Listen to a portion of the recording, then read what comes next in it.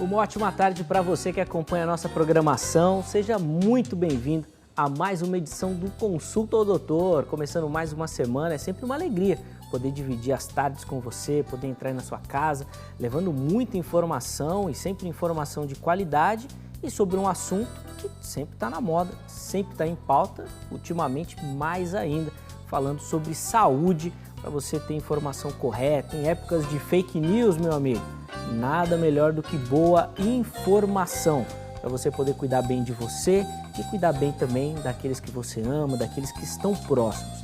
E hoje o nosso tema vai abordar muito sobre essa grande pandemia que tem assolado não somente o nosso país, mas todo o mundo.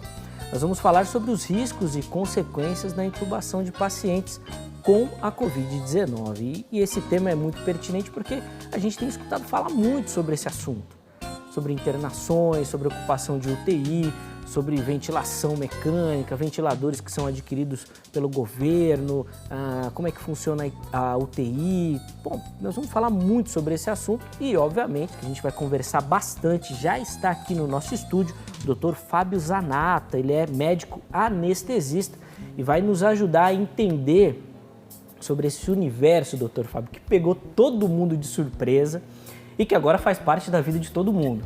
No fundo, todo mundo agora é um especialista sobre a Covid-19. Seja muito bem-vindo, muito obrigado por aceitar o nosso convite. É um prazer recebê-lo aqui nesta tarde. Muito obrigado, Zeca, pelo convite. Boa tarde a todos que nos veem e nos assistem. Vamos falar um pouquinho mais sobre o que é a intubação, quais são os riscos, como ela deve ser feita e também quais são os profissionais que estão envolvidos nesse processo todo. A gente vai falar o motivo da intubação e, obviamente, vamos tentar conversar sobre esse coronavírus, né, que foi uma doença súbita que aconteceu no mundo inteiro e está assolando praticamente todos os países do mundo. Né? Doutor Fábio, acho que a primeira pergunta, até para a gente como um esclarecimento, a gente dá o pontapé inicial no bate-papo, é esclarecer para quem nos assiste que essa família coronavírus ela não é nova. Mas algo aconteceu nesse novo coronavírus que aí foi bombástico e aí começou a afetar todo mundo. É exatamente isso, né? Já vem de uma família já existente. Exato, a gente tem que lembrar que os vírus respiratórios existem diversos, adenovírus, o rinovírus, isso tudo são da família do corona. E eles causam, desde um simples resfriado, uma gripe, até as pneumonias mais graves, que sempre foram e sempre vão estar aqui no nosso ambiente. Só que este coronavírus, por ser um vírus diferente, um vírus, vamos dizer assim, mutável, ele ganhou características das infecções e levou à dificuldade dos cientistas, dos médicos, em tentar prever através de uma vacina ou algum tipo de medicamento para evitar tanto a transmissão quanto os sintomas que ele vai levar, né? Então, o que está acontecendo ultimamente é uma grande corrida dos laboratórios farmacêuticos e dos cientistas médicos para tentar bolar, ver alguma situação para fazer ou a evitar a sua infecção, diminuir a transmissão e amenizar os sintomas deles. Antes da gente falar mais específico da questão, né, da intubação, como é que funciona, o que é isso, para que serve, por que tem que fazer, eu queria que o doutor comentasse exatamente essa questão. A gente até falava em off que agora houve uma explosão, até para a gente tentar solucionar algumas fake news que estão rolando aí, de receita para tudo. Agora até aquele chazinho da vovó que ela dava de madrugada cura o coronavírus. Tem que ter cuidado com isso, né, doutor Fábio? Está um perigo, né? Com certeza. Eu acho que uma das mensagens que eu posso passar é tome cuidado com a informação que você recebe no seu telefone, no papo com a vizinha, no seu condomínio, elevador. Obviamente a gente tem que ter cuidado nesses ambientes, né? Eu estou falando elevador, mas só para exemplificar o tipo de conversa. Está se veiculando várias informações, desde chá, como você falou, soro da verdade, espiritualismo, tudo que pode ser feito para tanto curar os sintomas quanto evitar a infecção. Isso a gente precisa estar muito concentrado, muito sério, para evitar que essas fake news atinjam as pessoas e elas acreditem nisso. Isso mesmo, e foi o que eu disse no começo, o nosso compromisso aqui é levar até você informação de qualidade, boa informação e de uma forma que você entenda. Você vai perceber aqui durante o nosso bate-papo que o Dr. Fábio ele tem a capacidade técnica e mais do que isso ele vai te explicar direitinho aquilo que você não consegue entender na televisão, que você está vendo nas notícias, que confusão, ele vai te explicar direitinho, você vai conseguir entender, fica ligadinho aí no nosso bate-papo. Dr. Fábio, vamos lá então nessa questão da intubação, porque obviamente que pegar o vírus é um grande problema, está todo mundo com medo, mas a progressão dele, para muita gente, chega a ser assustadora, principalmente na velocidade. Em alguns casos a pessoa está um dia bem, no outro dia já sente uma falta de ar incrível, internação, UTI, precisa entubar. Como é que funciona esse processo? Por que precisa entubar a pessoa? Do que a gente está falando? Então vamos começar do começo. O vírus, ele sempre tem uma porta de entrada. E a gente sabe que hoje em dia a infecção é através das vias aéreas. Certo. Então, através da mão contaminada com o vírus, tá? Através de você entrar em contato com a superfície contaminada, você vai levar esse vírus para as suas vias aéreas. Nas vias aéreas, ele entrando, ele vai colonizar essa região. O que é isso? Ele entra para dentro das suas células e começa assim a sua replicação viral. O que é isso? A quantidade de vírus que você leva à sua mão, da sua mão para a boca, ele não é suficiente para levar todo o quadro clínico que o paciente vai desenvolver. Por quê? Porque ele está indo em uma pequena quantidade. Ele precisa se multiplicar, ele precisa se reproduzir. E o vírus, diferente da bactéria, ele necessita das proteínas estruturais da sua célula. Então, ele vai fazer a sua replicação viral e aumentar significativamente a quantidade dele no sangue. Ele aumentando a quantidade, aí ele começa a atingir outros locais e que cada tipo de vírus que a gente sabe que existe na medicina, ele tem uma predileção por um sistema orgânico, sejam eles intestino, cérebro, coração e o pulmão, obviamente. E o coronavírus, ele tem a vontade, ele tem o tropismo que a gente fala na medicina de colonizar o sistema respiratório inferior, que são os pulmões. Chegando nos pulmões, ele causa uma reação inflamatória, ele vai causar uma desordem do atual funcionamento dos alvéolos e ele dificulta, através de exudato, que é água, para o pessoal que está vendo a gente, dentro dos alvéolos, e também pelo processo inflamatório do corpo, essa dificuldade da troca de oxigênio. Então, o paciente ele vai ficando cada vez mais com cansaço, com fadiga, não porque ele está respirando mal, mas porque o ar que ele inspira não consegue ser adequadamente trocado dos alvéolos para o sangue e assim para a sua célula que vai precisar do oxigênio. Então ele começa a ficar cansado, ele começa a ficar taquipneico, ou seja, com uma respiração ofegante mais rápida. E se não tiver um tratamento, o que é a evolução natural? Você começa a ficar muito cansado, uma respiração muito ofegante, cada vez mais você não consegue trocar o oxigênio para o pulmão e do pulmão para o sangue e o paciente começa a fazer hipóxia. O que é isso? É baixa taxa de oxigênio no sangue, que é o que todo mundo fala, as pessoas começam a ficar roxas, porque é o sangue pobre em oxigênio, tá? Então a pessoa vai ficando hipoxêmica e aí ela começa a diminuir o seu nível de consciência, ou seja, o alerta. A pessoa começa a ficar com sono, a pessoa começa a ficar fadigada, a musculatura do tórax, ela não consegue fazer a ventilação adequada e isso leva progressivamente, obviamente, como eu disse, sem nenhum tratamento, à falência por insuficiência respiratória. Então, esta é a evolução do vírus, as pessoas graves que têm a sintomatologia do coronavírus. Então, o tratamento dessa insuficiência respiratória, os casos graves finais, é a gente fazer a intubação traqueal. Dr. Fábio, antes da gente entrar na intubação, só para aproveitar o seu relato, a sua ilustração, já tem como fazer uma medida oficial, vamos dizer assim, ou ter um parâmetro dessa evolução? Em tantos dias o paciente chega a tal nível, ou a situação ainda está tão nova e os casos variando muito que ainda não tem essa evolução de maneira marcada?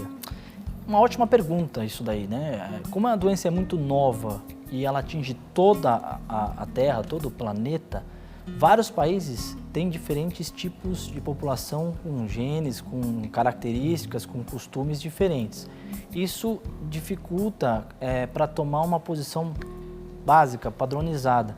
Então, como ele é novo e tem muita gente estudando, a gente tem uma gama de sintomas muito amplo.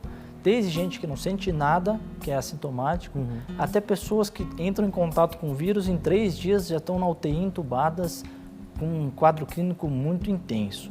Isso pode variar também com só tosse, só febre. A anosmia está sendo muito frequente, relatada pelos pacientes que estão sofrendo o coronavírus, que é a falta de sensibilidade ao cheiro e também ao gosto da comida, perfumes, por exemplo. Antes de você manifestar algum sintoma respiratório, ele tende a ser um dos primeiros sintomas que ela se manifesta, o paciente manifesta.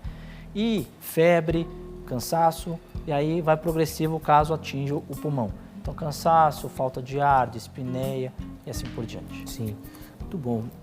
O doutor estava falando da questão da doença evoluiu até que chega um quadro onde esse procedimento, né, entubar o paciente, se faz necessário.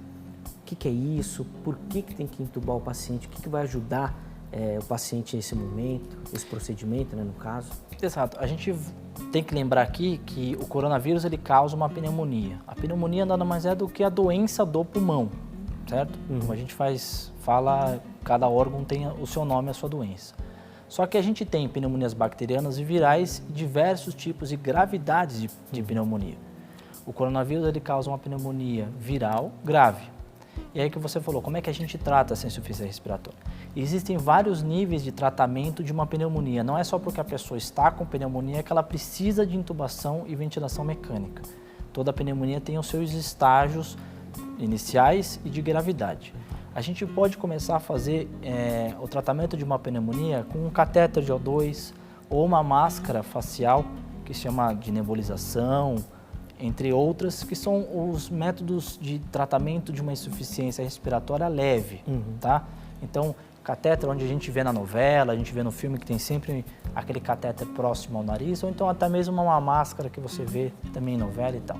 Isso é para o tratamento de uma pneumonia ou de uma insuficiência respiratória leve, tá? A partir do momento que ele vai evoluindo para essa insuficiência respiratória, os sintomas vão ficando mais graves e o comprometimento clínico do paciente também vai piorando, que a gente fala do estado geral clínico dele vai degradando, vai ficando pior. Isso leva àquilo que eu te falei, cansaço, fadiga da musculatura torácica e a capacidade de respiração dele começa a ficar comprometida. Aí a gente precisa evoluir no tratamento respiratório desse paciente. Também existe um tipo de tratamento com a máscara que chama-se CPAP ou BiPAP. Só muda o programa de ventilação. É uma máscara que ela fica bem acoplada ao rosto e também, acho que para fazer uma analogia, as pessoas que sofrem de apneia do sono, principalmente as pessoas obesas ou que têm alguma restrição de fluxo aéreo, elas dormem com o CPAP. Não sei se alguém de casa conhece alguém que tenha algum parente, colega, que use essa máscara para dormir. Nada mais é do que ela vai ajudar a própria respiração do paciente a ter aquela, vamos dizer assim, auxiliar, melhorar a capacidade dele de respiração. Este aparelho, ele não ajuda o paciente a ventilar. Tá. Ele ajuda a otimizar a ventilação própria do paciente. Então, o paciente precisa ter respiração própria, nesse caso. Então, esse já é o segundo passo para a gente tratar uma insuficiência respiratória leve a moderada. Agora, quando a gente tem uma insuficiência respiratória já mais grave, o paciente está com o nível de consciência já rebaixado, você vê que ele está fadigando, que a gente vê pelo nariz, pelos espaços intercostais, que são os sinais de gravidade, a oximetria de pulso, que eu falei que são a hipoxemia, que é a quantidade de sangue de oxigênio no sangue, aí a gente tem que evoluir para uma intubação traqueal. O que é o ventilador? Nada mais é do que um pulmão artificial que vai me levar o oxigênio pré-determinado que eu tenho para dentro dos meus pulmões, facilitando então essa troca gasosa. Então é um pulmão artificial. E por que ele é tão importante, um respirador, um ventilador mecânico que a gente fala, né, que está agora super na moda, está todo mundo conhecendo? Sim. Porque sem ele, uma pessoa teria que usar uma bolsa máscara para ficar apertando e empurrando esse oxigênio para o paciente. Então nada mais é do que o ventilador, ele faz uma programação automática para que tenha algum médico, um enfermeiro que fique apertando aquela bolsa máscara, que o pessoal costuma chamar de ambu, mas ambu é uma marca, né? Então o dispositivo chama bolsa máscara, e fica apertando ela para emitir um fluxo de ar constante para o paciente. Isto é a função do respirador. Também, os respiradores mais modernos hoje em dia, eles têm uma função de evitar dano a esse alvéolo. Porque você imagina, nós temos uma capacidade respiratória intrínseca, ou seja, nossa. Certo. Você tem um fluxo de ar e uma frequência respiratória diferente minha, diferente dele. E aí acontece o seguinte, imagina se você é uma pessoa que tem, vamos dizer, uma capacidade respiratória mais limitada do que a minha. Se eu programar a mesma quantidade de ar, a mesma frequência respiratória para você, provavelmente eu vou estar lesando os seus alvéolos, porque eles são uma bolinha, um saquinho de ar. Toda vez que eles estiram mais do que a capacidade, isso leva a dano. Isso leva a mais processo inflamatório, entre outros fatores aqui que a gente... associados, não vale mencionar. Mas isso causa um dano, uma agressão desnecessária. Então o ventilador também, ele serve para evitar que uma ventilação mecânica, obviamente, ela é artificial, ela não é como a nossa respiração, tente se aproximar ao máximo possível da ventilação nossa de respiração. E evitar, então, que leve a mais danos do que benefícios dessa ventilação. Doutor Fábio, antes da gente entrar no procedimento em si, o doutor falou aí dos ventiladores, tem sido muito noticiado, tem se falado abertamente, nós não vamos, e nem é o nosso compromisso aqui, a nossa obrigação, entrar na questão política do assunto. Mas muita gente tem falado de ventiladores que chegam e não servem para a Covid-19 diretamente. E aí, óbvio que já surge uma dúvida na cabeça de todo mundo, né? Poxa, como assim? Quer dizer que tem ventilador que serve, tem ventilador que não serve? Como é que funciona essa questão do maquinário? É exatamente assim? Tem ventilador que não serve de maneira específica para a Covid-19? A gente tem que lembrar o seguinte, como eu falei, existem vários tipos de respiradores para várias gravidades de insuficiência respiratória. Os ventiladores que servem para o Covid, não é que eles servem específico para a doença do Covid, eles servem para tratamento da insuficiência respiratória grave, que são os ventiladores mecânicos. Quando a gente ouve falar nas notícias, principalmente no estado do Pará, que foram feitos a compra de ventiladores errados, provavelmente esses ventiladores são de uma gravidade menor da insuficiência respiratória. Certo. São aqueles que eu falei, o paciente precisa de um drive, precisa de um esforço, precisa estar acordado, ele tentando fazer a ventilação e o respirador vai auxiliar o paciente na sua respiração. Então, se um paciente estiver desacordado ou com uma insuficiência respiratória grave, você não vai conseguir, com este respirador, fazer o paciente respirar, porque ele não tem a programação, ele não tem a capacidade de empurrar, de fazer essa troca de fluxo adequado para o paciente, porque ele não é a mesma coisa de um carro, vamos dizer, fazer uma analogia. A gente tem um carro, 4 portas, e você quer transportar carga para levar de um ponto a outro. Ele não tem nem porta-mala e ele não tem nem capacidade de amortecedor para levar essa carga de um ponto a outro. Ao passo que você pegando uma caminhonete ou um caminhão, você consegue fazer isso sem nenhum dano. Então é mais ou menos isso. Você precisa ver qual é a sua capacidade, qual é a função deste respirador e aí você faz a compra dele. Obviamente que os mais modernos e os que têm maiores recursos são os mais caros e os mais simples são mais baratos, né? E a gente sabe o porquê dessa troca. Sim, sim. E diante de tanta confusão, diante dessa pandemia mundial, até essa questão de valores, isso ficou completamente deturpado, porque a procura, a necessidade, a demanda, então aí virou uma confusão generalizada por conta disso. Mas eu acho interessante a gente pontuar esse aspecto, para a gente também não ficar só com essa informação de que tá errado, tá certo, tem errado, tem certo, para a gente poder entender o que está acontecendo realmente. Deixa eu só falar uma parêntese. A gente fala de medicina e a gente tem que lembrar também da área de gestão. A gente sempre vê o SUS como lixo, os hospitais sucateados. O SUS, no papel e na atividade, é um dos melhores programas de saúde do mundo, reconhecido por todos os líderes. O que falta é uma boa gestão, e uma capacidade dos políticos em olhar para a população diferentemente dos seus interesses próprios ou eleitorais. Então, se a gente for olhar os médicos, todos os médicos que têm o atendimento no SUS, eles vieram ou vêm de faculdades particulares ou públicas que têm o seu nome e trabalham no SUS por vontade e têm a sua capacitação, sua capacidade renomadas. São muitos médicos renomados que trabalham no SUS. Então não é só porque é SUS e tal que você vai encontrar ou médicos ruins ou só coisas destruídas. É por gerência, é por falta de gestão.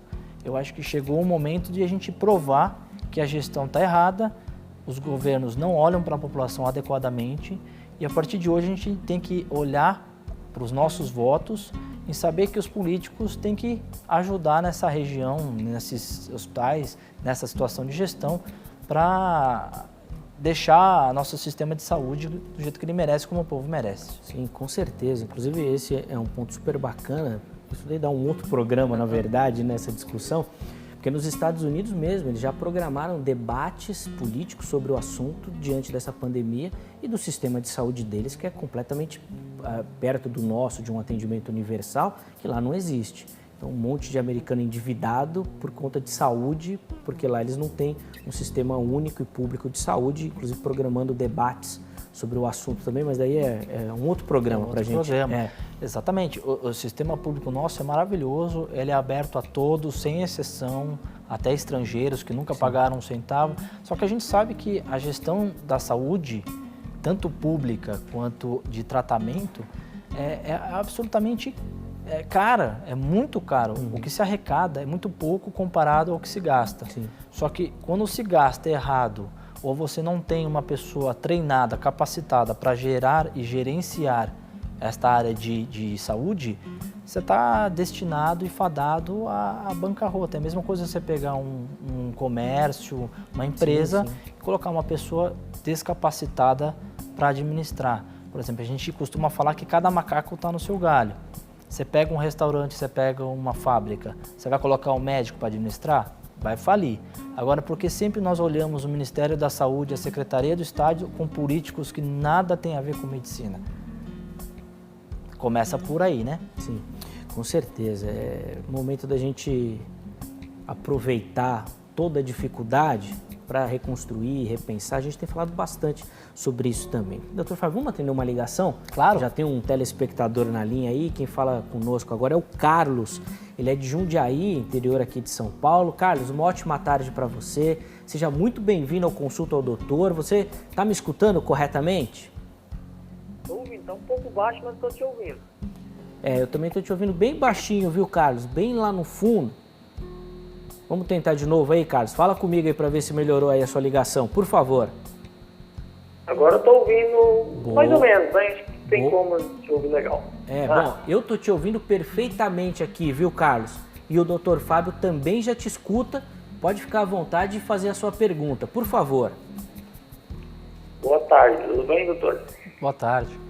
Então, eu queria saber o seguinte. Quando uma pessoa foi infectada do corona e após a sua recuperação, quando que ele está apto, depois de quanto tempo ele está apto para voltar ao trabalho sem estar pondo em risco os outros colegas de trabalho ali, trabalham no mesmo ambiente ali?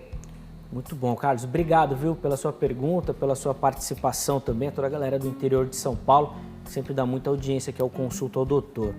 E aí, doutor Fábio, depois de quanto tempo aí a pessoa não vai ser mais um risco? Vamos lá responder. É o seguinte, todo vírus, toda sua doença, ela tem um período de incubação. O que é isso? Quando o vírus entra no corpo, ele precisa começar a se replicar, atingir a sua capacidade para infectar a célula, e é assim, tendo uma quantidade suficiente para infectar, também ela é eliminado, seja por secreções, seja por sangue e assim por diante. Quando você pega o coronavírus, a gente sabe que tem esse período de incubação que pode ir de 3 a 5 dias a 7 dias e a partir desse momento você já transmite o coronavírus. A gente sabe que até o 14º, 15º dia você pode estar transmitindo, então por isso que o isolamento deve ser feito nessas 2 semanas. Só que a gente nunca sabe o período exato que você pegou e você contaminou. Então o ideal é que faça esses 14 dias, que são 2 semanas, em isolamento total, não pode ter contato com esposa, filho ou alguém próximo, evite ao máximo contato com ninguém. E o ideal é que você teste para saber se você está livre do vírus. Estando livre, positivando o seu IgG, quer dizer que você teve a sua imunidade e aí você para de transmitir o vírus. Então o ideal em termos é 2 semanas. Muito bom. Obrigado, viu, Carlos, pela sua participação aí, por mandar a sua pergunta. Faça você também como ele, participe do Consulta ao Doutor desta tarde aqui. Doutor Fábio, vamos voltar então, a gente estava falando lá do procedimento em si, né, e eu interrompi o doutor para fazer aquela pergunta dos ventiladores, se tem certo, se tem errado, o doutor explicou. Mas vamos falar do procedimento em si. Como é que vai, que procedimento que faz então para a utilização desse ventilador? O que é essa intubação aí que todo mundo fala? O que acontece com o paciente? Vamos lá. A intubação traqueal, ele é um procedimento médico, necessariamente ele não é só feito pelo anestesista. O anestesista, por ter todo dia a sua atividade, a intubação por uma anestesia geral, ele sim é o médico mais capacitado, que mais tem treinamento nesta área, de fazer a intubação traqueal. Mas é um procedimento médico. Só que a gente sabe que este procedimento é precipício. Ou você sabe e você consegue, ou você não sabe e se você tentar, o desfecho pode ser fatal, tá? Porque você está vendo uma pessoa em sofrimento respiratório e ela está sem a sua atividade respiratória. Ou você entuba e leva ar para ela, ou ela vai morrer. Então, a gente tem que sempre planejar e programar uma intubação traqueal. Por que ela é tão importante? Porque todo mundo tem uma característica anatômica diferente da outra. Seja abertura bucal, barba, mandíbula, pescoço, flexão da cabeça, isso tudo, condições dentárias, isso tudo leva a um planejamento da intubação de uma forma fácil, moderada ou grave. Conforme a sua experiência do médico, né, ele consegue analisar antes, previamente, se vai ser um procedimento fácil, médio ou difícil. E como a gente sabe que isso é um procedimento que pode levar a desfechos fatais, quando aquele médico experiente vê que pode se tornar um desafio, ele já prepara todo o campo ali, deixa os materiais, pede ajuda para auxiliar no momento da intubação traqueal. Isso é de extrema importância a experiência desse profissional. Então, para a gente fazer a intubação, vai lá.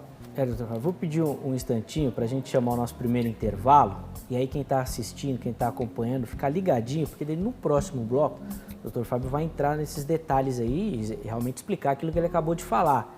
Quando que é fácil, médio, quando que é difícil, o que pode acontecer nessa dificuldade, por que esse médico corre risco, se é que ele corre, dele estar ali na linha de frente. Nós vamos entender tudo isso na sequência do nosso bate-papo e você pode participar mandando a sua pergunta também pelo telefone 0 prestadora 11 3337 5886 ou pelo meu Instagram @zeca_pereira.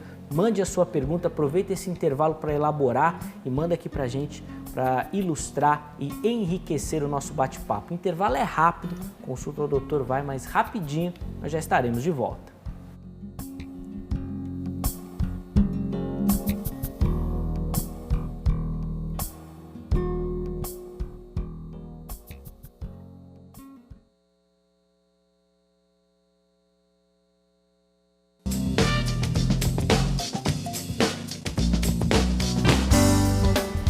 Bom, estamos de volta com o Consulta ao Doutor, o nosso bate-papo super agradável nessa tarde, contando muito com a sua participação, que sempre nos assiste, sempre nos acompanha, sempre um prazer dividir as tardes com você aqui, trocando ideias sobre saúde, aprendendo, conhecendo mais, pegando informação de qualidade. Ó, eu quero deixar um recadinho rápido antes da gente retomar o nosso bate-papo, para te avisar que você pode acompanhar toda a nossa programação lá pelo YouTube. É uma ferramenta sensacional. Você assiste ao vivo toda a nossa programação lá no YouTube. Isso, então fica aqui, ó, na palma da sua mão, no seu celular, você consegue acompanhar a nossa programação ao vivo. E aí o que é mais legal, se você curtiu o programa, curtiu o bate-papo, perdeu alguma coisa, você pode rever a nossa programação. Todas as nossas entrevistas ficam disponibilizadas lá nessa plataforma também. Você pode rever, você pode encaminhar para a sua família, para os seus amigos, é super bacana. Então você vai lá, entra no nosso canal no YouTube, lá se inscreva, ative, né, as notificações para você ficar sempre bem informado. E assim que aparecer um vídeo lá, já toca, já apita no seu celular e você já vai poder acompanhar, tá bom? Essa ferramenta é super bacana, vale a pena você se inscrever no canal da HIT também, tá bom? Olha, hoje nós estamos falando sobre os riscos e consequências da intubação em pacientes com a Covid-19. Recebendo aqui no nosso estúdio o Dr. Fábio Zanata, médico anestesista. No primeiro bloco, a gente falou um pouquinho sobre o que é esse Covid-19, né, o novo coronavírus. Falamos um pouquinho da evolução da doença para chegar nesse procedimento aqui que nós vamos conversar bastante nesse bloco.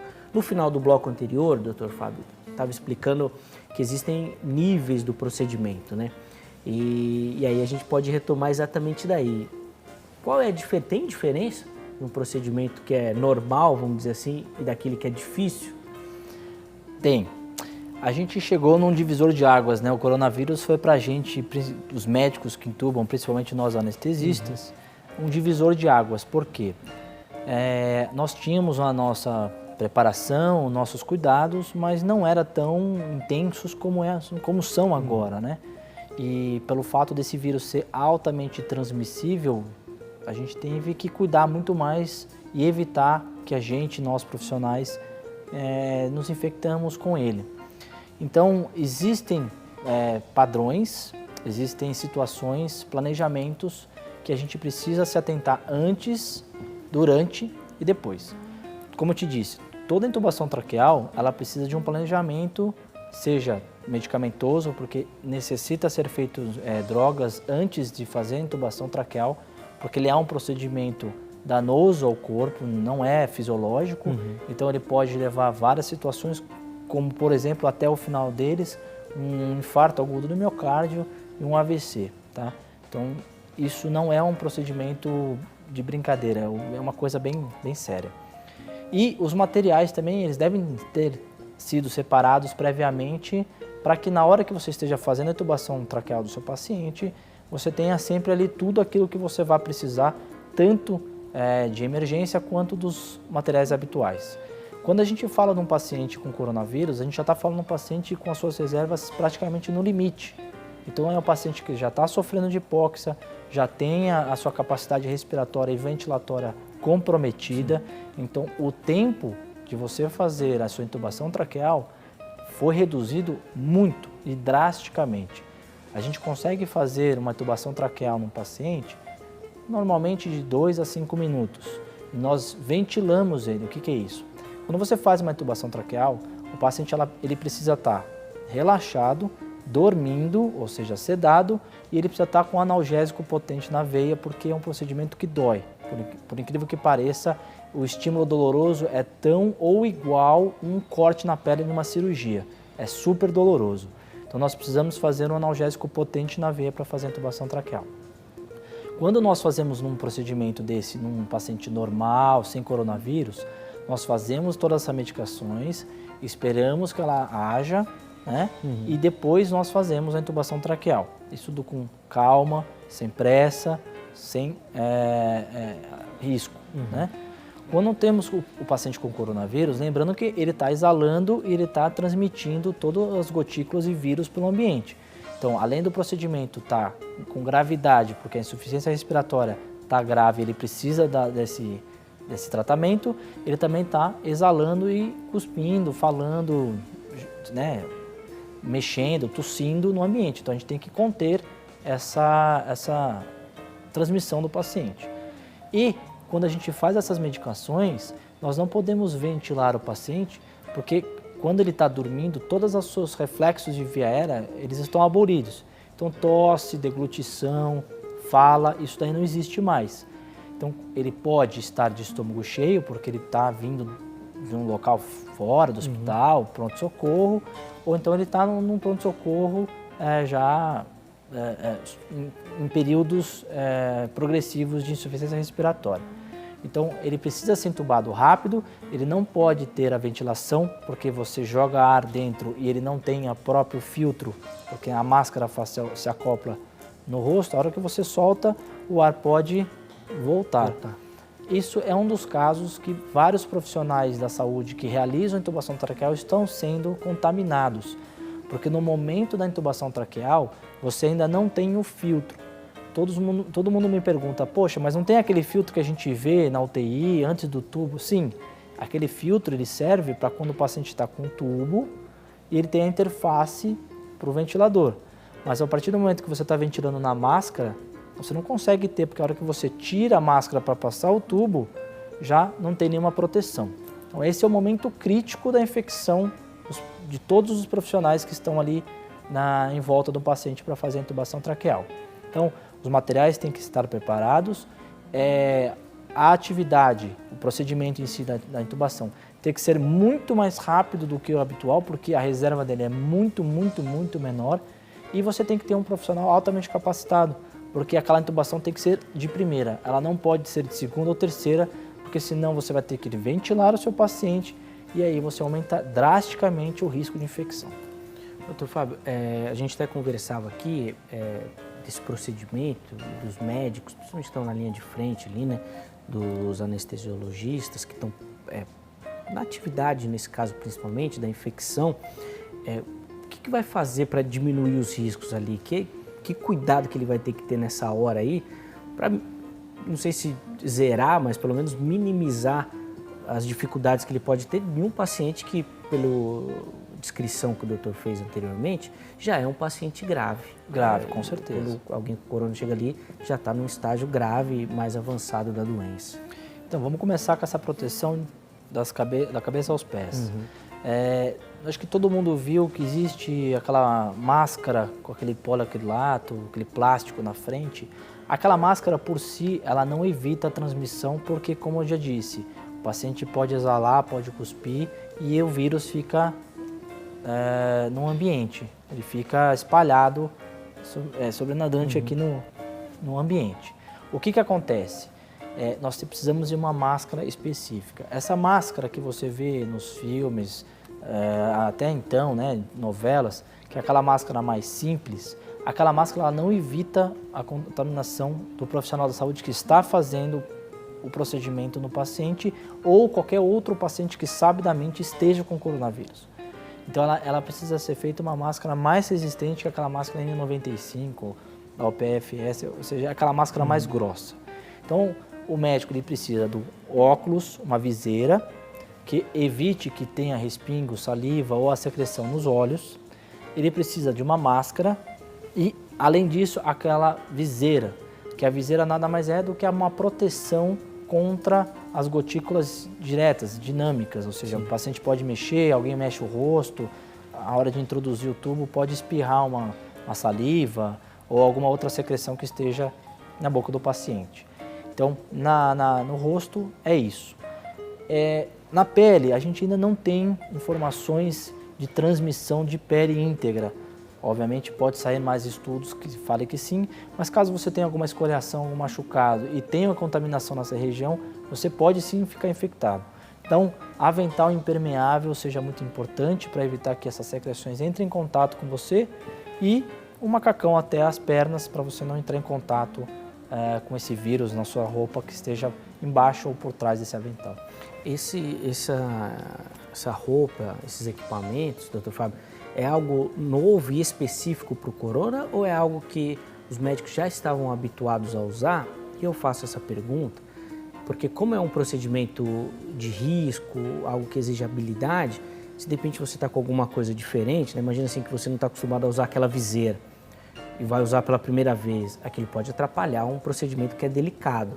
Então, esses equipamentos de segurança já são um procedimento normal para os médicos? Já tem esse treinamento? Quando colocar ali já vai conseguir fazer? Como é que funciona isso? Desde a nossa residência a gente aprende a ter o cuidado, obviamente, sanitário nesse momento de intubar o paciente.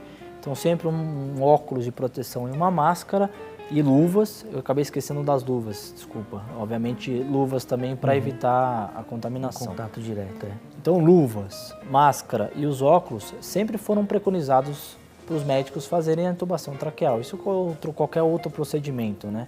Para evitar que secreções caiam nos olhos e tudo mais.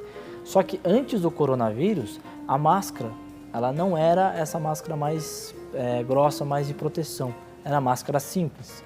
E os óculos eram só óculos, não eram aquela viseira também que nós temos, e nós nunca os utilizamos também de avental. Então, o que mudou muito mais a proteção, ficou muito mais protetivo, vamos dizer assim, muito mais seguro fazer a intubação deste jeito. Sim, muito bom. Doutor, um outro aspecto interessante desse procedimento é que o próprio material que o médico vai utilizar para fazer o procedimento, ele também é diferente dependendo do caso, né? Não vai usar o mesmo material para todos os casos que ele vai encontrar na intubação. Isso, a gente pode falar da intubação difícil, né, que a gente já te falei, pessoas que abrem pouco a boca, pessoas que têm alguma alteração anatômica, retrognatas que têm problema na mandíbula, pessoas que têm dificuldade de extensão e flexão da cabeça, obesos, então tem também essa dificuldade, e além de todas as outras dificuldades clínicas que nós temos, do DPOC, enfisema, doenças pulmonares, cardíacas, entre outras. Sim. Isso tudo também, a parte clínica interfere muito na intubação traqueal pela reserva que ele vai ter. Então, tudo isso interfere no momento. Quando nós temos a situação básica de pacientes que você faz a sua avaliação e ele pode ter a sua via aérea fácil, ou seja, uma intubação fácil, nós deixamos os materiais básicos de intubação. Laringoscópio, o dispositivo de facilitador de ventilação, que é a cânula de Guedel, nós deixamos a máscara, deixamos o filtro e tudo mais. Isso e o tubo endotraqueal, obviamente. Quando nós temos um paciente que tem uma dificuldade prevista já de ventilação, aí nós temos que recorrer aos materiais de via aérea difícil, que são desde uma máscara laríngea, uma fibroscopia ou um laringoscópio articulado e videolaringoscópio, que ele é com uma câmera que te facilita a visualização das estruturas aqui da laringe para você entubar. Isso tudo vai de acordo com a experiência do médico. Então, por isso que eu falo, toda a intubação traqueal, ele precisa de um conhecimento muito bem feito e prévio do médico. Aquele médico que vai fazer na linha de frente do coronavírus é inseguro, tem medo, ou ele precisa mais tempo de pacientes normais para treinar e intubar o paciente, esse médico ele não deveria, por conta própria, ir para um lugar de emergência. Deveria ir para um lugar onde não vá ser feita a intubação. Porque os riscos de acontecer algum efeito desfavorável numa intubação traqueal é rápida, precisa de atividades e de objetivos rápidos para se contornar um empecilho ou alguma coisa que vai acontecer. Doutor citou a questão da obesidade e ela tem sido apontada como um fator de risco, né, para o novo coronavírus, assim como outras questões.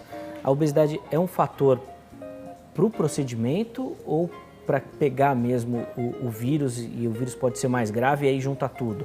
A pessoa já tem as defesas menores e se precisar de determinados procedimentos ainda vai ter mais essa dificuldade.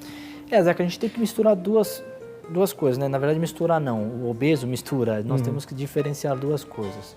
O obeso, aquele que a gente fala que não é o sobrepeso, tá? É o obeso mórbido mesmo. Ele tem várias doenças associadas à sua atividade fisiológica prévia. Então, normalmente o obeso ele tem diabetes, ele já tem uma hipercolesterolemia, ele já tem uma hipertensão de base associada. Então, não é porque ele é gordo, ele é obeso, que ele ele é fator de risco. Não é porque ele tem sobrepeso que ele é fator de risco. Ele é fator de risco porque ele também é sedentário, ele tem diabetes, ele tem hipertensão, ele tem colesterol alto, ele toma remédio e assim por diante. Então, isto é um empecilho, vamos dizer assim, clínico para o obeso sofrendo o fator de risco de estar no grupo de maior risco, tá? Além do mais, a obesidade circunferencial na barriga, ela pressiona e tem um peso maior na cavidade abdominal. Lembrando que a cavidade abdominal ela é comunicada com o tórax através do diafragma. E toda a pressão aumentada da barriga, do abdômen, repercute na pressão torácica. Isso faz com que comprima os pulmões e não deixe ele expandir adequadamente. Então, o obeso ele já tem a sua capacidade ventilatória reduzida naturalmente, tá? Então, se ele pegar algum sintoma, alguma doença respiratória, vai ser mais grave, independentemente se for coronavírus, tá? Quando a gente fala de diabetes, a diabetes interfere também na parte circulatória. E a parte circulatória está intimamente relacionada à coagulação e o sistema imunológico de defesa. Então, se o obeso pegar uma infecção, ele tem deficiência dessa circulação e também o seu sistema imunológico está diminuído. Então, é mais um fator para ele ter gravidade da infecção para o coronavírus. E, além do mais, a reserva dele, como eu falei, da ventilação, é mais baixa do que um indivíduo normal, pela essa diminuição da expansão do pulmão. Então, para entubar ele, além de ele ser mais difícil, porque normalmente o pescoço costuma ser mais alado, mais grosso, ele tem o crescimento torácico em relação à mandíbula maior, então o pescoço é mais curto, a extensão da pescoço dele também é diminuída, assim como os pacientes crônicos com diabetes, a mobilidade é reduzida. Então isso leva a uma dificuldade extra na intubação traqueal desses pacientes. E assim a gravidade deles aumenta bastante. Com certeza. Doutor Fábio, a gente falou ali do procedimento, do preparo, daquilo que precisa ser feito, do material que é separado, o médico está capacitado, entender, falamos da proteção do médico. Agora vamos dar um passo aí no nosso bate-papo. Terminado esse procedimento, o que vai fazer com aquele paciente ali? Bom, isso que a gente precisa falar também, que é muito grave, né? Por que todo mundo pede UTI? Todo mundo está falando na televisão, leitos de UTI. Porque o leito de UTI temos um médico especialista que sabe sobre ventilação mecânica, um médico que sabe fazer intubação e, obviamente, um médico que sabe lidar com esse paciente intubado. Porque todos esses procedimentos já fazem parte da UTI, não é que isso entrou por conta da Covid-19. Não, isso obviamente já faz parte do rol de procedimentos da UTI do intensivista. Então, quando a gente fala, poxa, a gente precisa do ventilador. Sim, nós precisamos de ventilador para ninguém precisar ficar fazendo o processo manual. Mas e depois? Depois nós precisamos de um médico que vai fazer a regulagem, né? Os parâmetros ventilatórios, a regulagem do ventilador, para que o paciente tenha a sua otimização e seja ventilado da melhor forma possível, como eu lhe falei no primeiro bloco. A gente tem que adaptar a ventilação mecânica para o paciente individualmente. Não adianta programar só uma coisa, só um parâmetro para todo mundo, que essa ventilação vai ser mais maléfica do que benéfica. Então, depois da ventilação, temos que ter a quantidade de oxigênio diluído no gás, que chama pressão parcial de oxigênio. Nós temos que fazer o controle dos íons, potássio, sódio, tudo que isso interfere muito com a ventilação. O equilíbrio do ácido-base, o que é isso? É quanto de ácido e base tem no nosso corpo e a ventilação interfere muitíssimo nisso. Então, quando o paciente começa a ficar com baixa respiração, ele começa a ficar mais ácido e isso piora a atividade celular dele. Lembrando que também tem que fazer o controle da temperatura. Então, são todos os exames que são feitos todos os dias na UTI para pacientes intubados. Todos os dias, de manhã e de tarde, no começo da noite, é feito os exames chamados gasometria para se adequar à ventilação do paciente à atividade da resposta clínica dele. Isso só é feito na UTI. Então, por isso que nós temos que observar que faltam leitos de UTI para pacientes graves, isso é um problema. Porque se a pessoa for entubada e precisar de ventilador mecânico, nas enfermarias dos hospitais a gente não encontra esse serviço, essa atenção e essa estrutura. E diante da necessidade se faz muito necessário também. Como é que o paciente fica depois desse procedimento? O doutor falou que ele leva uma anestesia geral ali para a realização do procedimento. Depois, nesse período de UTI, ainda anestesiado, ele acorda. Como é que o paciente vai reagir depois do procedimento também? Isso, ótima pergunta. Nós temos que fazer a sedação do paciente porque, como o tubo endotraqueal ele é muito desagradável, ele é danoso e machuca para o paciente, ele precisa ficar sedado. Mas a sedação não é, nesse caso, o mais importante. O mais importante é tentar reduzir ao máximo o consumo de oxigênio das células do paciente. Como é que a gente faz isso? Ou a gente resfria o paciente, que ninguém vai fazer isso porque tem os seus malefícios, ou a gente faz a sedação e tira a consciência do paciente. Porque quando o paciente está consciente, ele mexe, ele contrai a musculatura, o coração bate mais rápido, o cérebro consome uma quantidade muito grande de oxigênio por minuto. Então, se a gente faz o paciente dormir, sedar, ele diminui bastante esse consumo de oxigênio. Então, a sedação, obviamente, é para evitar essa sensação desagradável do tubo, mas muito mais para diminuir o consumo metabólico do paciente. Nós, quando estamos dormindo, nós não lembramos de fome, nós respiramos muito menos e nós temos uma atividade metabólica muito menor. Nós, quando estamos acordados, nós temos mais fome, nós respiramos mais, nosso coração bate mais rápido, mais forte, pensamos, nós consumimos muito mais oxigênio. Como é que vai funcionar então, doutor, diante desse quadro, para monitorar esse paciente, já que ele está ali, né, sedado, como é que vai funcionar a monitoração para ver a elevação ou a melhora desse paciente durante os dias? Exato. Todos os dias, como eu lhe falei, nós fazemos o exame de sangue para ver toda a parte metabólica, a parte da resposta inflamatória do corpo, né, de combate ao vírus e a doença sistêmica. Nós também fazemos o controle se a ventilação está adequada e da resposta do tratamento clínico. Então, se o paciente está hipotenso, nós usamos drogas para melhorar a pressão. Se o paciente precisa fazer diálise, que muitos deles precisam fazer diálise, então nós temos que observar os níveis de eletrólitos, de glicose, assim por diante do paciente. Então nós vamos vendo que através dos exames seriados, eles vão melhorando. Então vai melhorando a taxa metabólica, vai melhorando a taxa de oxigênio e isso faz com que você diminua os parâmetros, você diminua os parâmetros ventilatórios do seu paciente até o momento que o paciente acorda e tenha força suficiente para voltar à sua atividade respiratória normal. Então, isso é um longo processo, o paciente vai desde perda total da sua função respiratória até a capacidade dele de melhorar.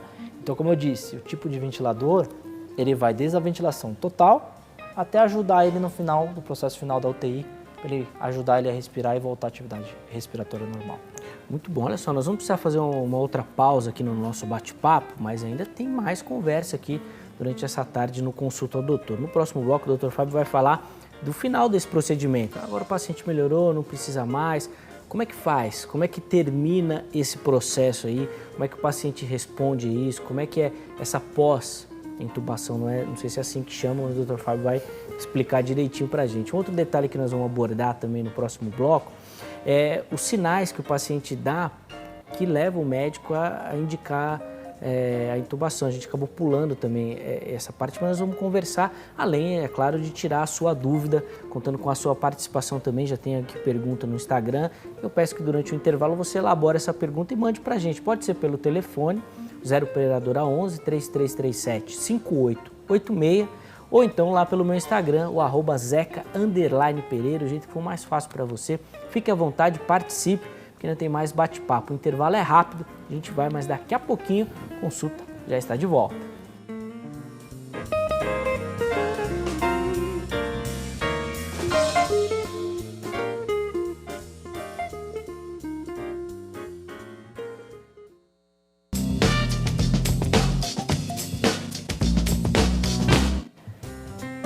Bom, depois desse rapidíssimo intervalo, nós estamos de volta com mais um bloco aqui do Consulta ao Doutor, falando nesta tarde sobre os riscos e as consequências da intubação nos pacientes da Covid-19, que tem sido um tema recorrente, né, no noticiário, recebendo aqui em nosso estúdio com muita alegria, para um bate-papo super agradável, uma verdadeira aula. O Dr. Fábio Zanata, médico anestesista, ele que tem nos ajudado a entender. E olha só, Nesse bloco eu vou fazer a sua pergunta que você mandou pelo Instagram, vou fazer aqui para o Dr. Fábio, por isso fique ligadinho nesse nosso bate-papo aqui, tá bom?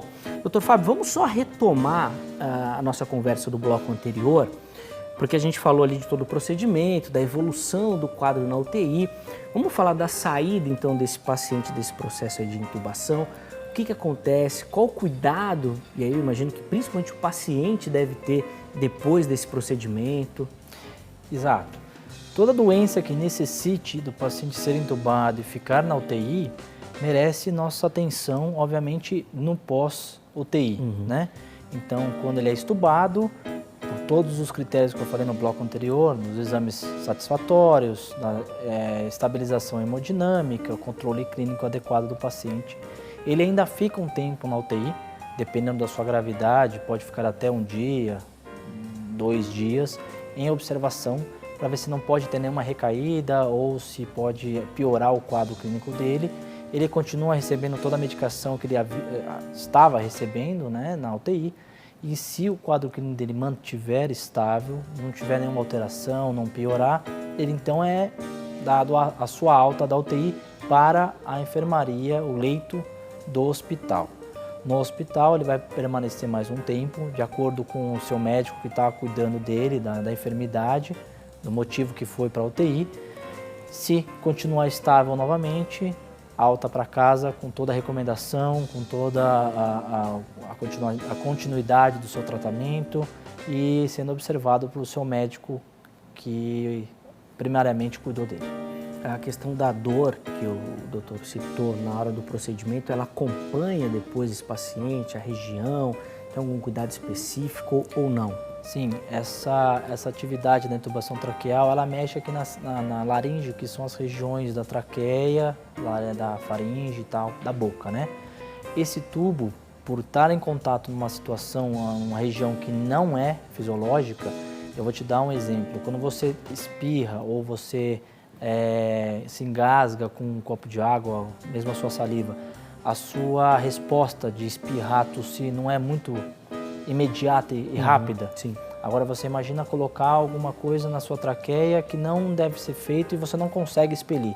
É mais ou menos essa sensação de sentimento que o paciente tem. É algo que ele quer expelir, quer tossir, mas não consegue. Então você começa a ficar ofegante, isso pode levar a aumento de pressão e aí leva ao desencadeamento dos sintomas. Então por isso que é necessário sim ter medicamentos endovenosos que continuamente são infundidos no paciente para ele tolerar o tubo na traqueia. Muito bom. Doutor Fábio, vamos pegar aqui algumas questões que chegaram pelo Instagram para a gente responder a dúvida do nosso telespectador. E nós vamos aproveitar também esse bloco para dar algumas orientações um pouco mais práticas também, com relação ao uso das máscaras, né, que o pessoal sempre pergunta. O doutor Fábio vai dar algumas orientações nesse sentido também. Olha só, chegou uma pergunta da Maria e ela fala o seguinte, ela trabalha como cuidadora de idosos, né, que é um trabalho corpo a corpo, e o médico disse para ela esperar até 28 dias para repetir o exame da Covid-19, porque ela já foi diagnosticada. E ela quer saber, o prazo é esse mesmo ou por conta da atividade ele deu um prazo mais estendido? Isso, lembrando que nós não temos exames 100% fidedignos, não existe nada 100% na medicina. Até mesmo exames de gravidez podem dar falsos positivos. Então, dependendo da sua janela imunológica, dependendo de como você reage ao vírus, à infecção, dependendo de quando você entrou em contato e positivou, depende tudo de vários fatores. Mas, normalmente, essa janela já é considerável para estar positivado ou não. Então, realmente, um mês já é para estar... Por exemplo, eu tenho um colega médico cirurgião que ele demorou quase, após os 14 dias que eu falei no primeiro bloco, ele demorou mais 3 semanas para negativar os exames de coronavírus. Caramba. Ele precisou ficar além dos 14, mais 3 semanas em isolamento porque não dava negativo o seu exame. Então, cada pessoa é uma pessoa, dependendo dos exames, pode dar um falso positivo. Sim. A gente não sabe. A doença é muito nova, existem vários exames no mercado. Por volta disso. 15 a 30 dias deve normalmente regularizar. É tudo muito novo ainda. E ó, eu vou aproveitar a pergunta dela, que ela falou da utilização de alguns remedinhos caseiros. Aí eu vou pedir para o Dr. Fábio comentar aqui, Maria. Ela falou que chá de boldo, de gengibre, alho, limão, açafrão. Tem alguma coisa no meio disso tudo aí que é bom, que é recomendado? Ou fica tudo mais naquela questão do psicológico mesmo? Se você acha que faz bem, toma, que pode ajudar. Eu vou lhe falar que tendo uma hortinha dessa, eu acho que precisa usar, né? Porque hoje em dia tá difícil ter algo natural. A gente sabe que algumas substâncias que tem aí nessas ervas, principalmente boldo, que ajuda no colesterol, o alho, cáscara sagrada, entre outras, a gente tem alguns efeitos anticoagulantes, né? E elas ajudam indiretamente na melhora do paciente, mas ele não deve ser estritamente ou uso absoluto para tratamento e usar como sintomático 100% garantido. Não vai fazer mal você tomar um chazinho seu de erva cidreira, de gengibre em casa, isso não faz mal. Agora, caso tiver mal, estiver evoluindo a sua sintomatologia, piorando, não deixe de continuar tomando chá, procure o médico, vá num pronto-socorro para você ser tratado propriamente, fazer os seus exames e ser bem assistido. Muito bom, doutor Fábio. Olha só, a pergunta da Mônica, e essa daqui é muito interessante porque ela é recorrente e essa é uma dúvida que aparece bastante. Uma pessoa pode pegar o coronavírus 2 vezes? Ótima pergunta, tá bom? Nós temos no mundo hoje em dia 4 pessoas que elas tiveram sabidamente a reinfecção pelo coronavírus. Isso foi lá no Japão e na Coreia do Sul. Mas não existem estudos provando que uma pessoa que pegou ficou imune e nunca mais pegue de novo o coronavírus. É muito provável que a pessoa que tem a sua imunidade depois de ter pego o coronavírus, ela gere uma resistência que dificulte essa infecção. Mas lembrando que gripe, a dengue, são vírus também e você pega uma vez, pode pegar a segunda. Então sempre tem que tomar cuidado, evitar, não é só porque você pegou que você vai tirar sua máscara, vai sair por aí andando sem proteção. E cuidado também com a pessoa que está ao seu lado, porque se você pegou, ela provavelmente pode não ter pego. Então sempre a precaução. Vamos voltar aqui para o nosso bate-papo com o Dr. Fábio Zanata. E eu vou pegar, Dr. Zanata, mais uma pergunta aqui do nosso Instagram. E ela chegou da Paola. Olha só o caso dela que interessante. Ela fala que ela foi positivada para o vírus. Já se passaram 18 dias. Ela refez os exames e ela não tem o IgM e nem o IgG positivo. E ela quer saber se isso significa que ela tem imunidade para o vírus. O doutor já acompanhou algum caso desse tipo? Obrigado pela pergunta. Vamos lá descomplicar o que é essas palavrinhas complicadas que acho que todo mundo está em cabelo em pé em saber, né? IgG e IgM nada mais é do que os tipos de anticorpos que existem no nosso corpo. Existem vários, existe IgA como outros. E eles são produzidos sempre quando você entra em contato com vírus, bactérias ou fungos. Então acontece o seguinte, quando você entra em contato com o vírus vai atacar o seu organismo e toda a sua base do seu sistema imunológico vai produzir anticorpos para combater, que são os soldadinhos, este vírus. A partir de um certo momento, os seus anticorpos que estão sendo produzidos para atacar o vírus, ele atinge uma concentração no sangue que é possível se medir através dos exames de sangue. Quando a gente fala que nós temos a IgM e IgG positiva, nada mais é do que os estágios de produção de anticorpos. O IgM é um anticorpo que ele é mais precocemente, mais rápido produzido. Então você tem o IgM logo produzido para atacar o vírus e depois passa um certo período, o corpo produz a IgG, que chama-se a imunidade, né, que a gente tem, que é o que a gente pensa e o que a gente faz quando a gente toma vacina. Nós aplicamos ou um vírus vivo atenuado ou uma parte dele no corpo para se produzir esses anticorpos, IgG. Quando a gente faz a dosagem de IgG e IgM, A gente está tentando ver se o organismo já começou a produzir esses anticorpos para atacar o organismo e também tentar saber qual é o tempo da infecção. Nós sabemos que o corpo produz o IgG aí a partir do 20º, 25º dia e a IgM a partir do 10º, começa a produzir, né? Isso varia de pessoa para pessoa. E aí você dosando no organismo o IgM e IgG, você vai ter uma noção fidedigna daquela paciente ou do paciente, quanto tempo foi que ela entrou em contato com o vírus, se já produziu esse anticorpo e se já está imune. Então, normalmente, quando a gente negativa o exame, a gente precisa estar com a IgG positiva. Só que, como eu falei, cada pessoa age de um jeito, tem o seu sistema imunológico de um jeito, tem a sua saúde de um jeito. Então, a gente não pode simplesmente falar que você com 18 dias está certo com IgG e IgM negativo e alguém que está com 5 dias está errado, também não está. A gente tem que observar, observe os seus sintomas, se estão graves, se não estão graves e tenha uma recomendação do seu médico, não tenha as informações na internet porque pode mais se confundir do que te orientar, tá certo? Muito bom, esse é o recado que a gente sempre dá aqui, nada vai substituir a sua procura, o contato com o especialista, tá bom? Doutor Fábio, a gente tem 4 minutos aqui para encerrar o programa, vamos responder rapidinho aqui algumas perguntas também, vou começar pela da Miriam. Ela foi diagnosticada com a Covid-19, mas ela não está sentindo mais nada, ela não colocou quanto tempo, ela só fala que agora ela está com uma tosse que não para e não sara nunca, tossindo muito. A Miriam de Jacarepaguá, Cidade de Deus, Rio de Janeiro. Obrigado, viu, Miriam? E aí, o que pode ser, doutor? Miriam, a gente tem que tomar cuidado que nem tudo é coronavírus nesse mundo agora, não é porque você começou a espirrar que você está infectado. A gente tem os quadros alérgicos, rinite, por exemplo, que podem levar à tosse. Também o refluxo gastrofágico, se você tem, isso também pode levar à tosse que não para.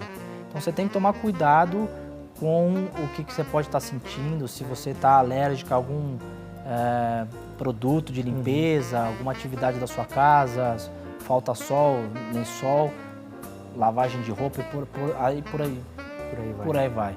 Então tem que tomar cuidado que nem tudo é coronavírus. Observe se pode ser alergia, tente modificar alguma coisa na sua casa, alguma rotina que você introduziu novamente e ver se melhora. Se não melhorar, tente fazer uma consulta com algum médico. Olha só, doutor Fábio, o Joel, e aí é uma pergunta que é interessante, que eu já vi muita gente na rua usando aquela máscara com aquela viseira com proteção, assim que a gente até citou aqui no caso dos médicos.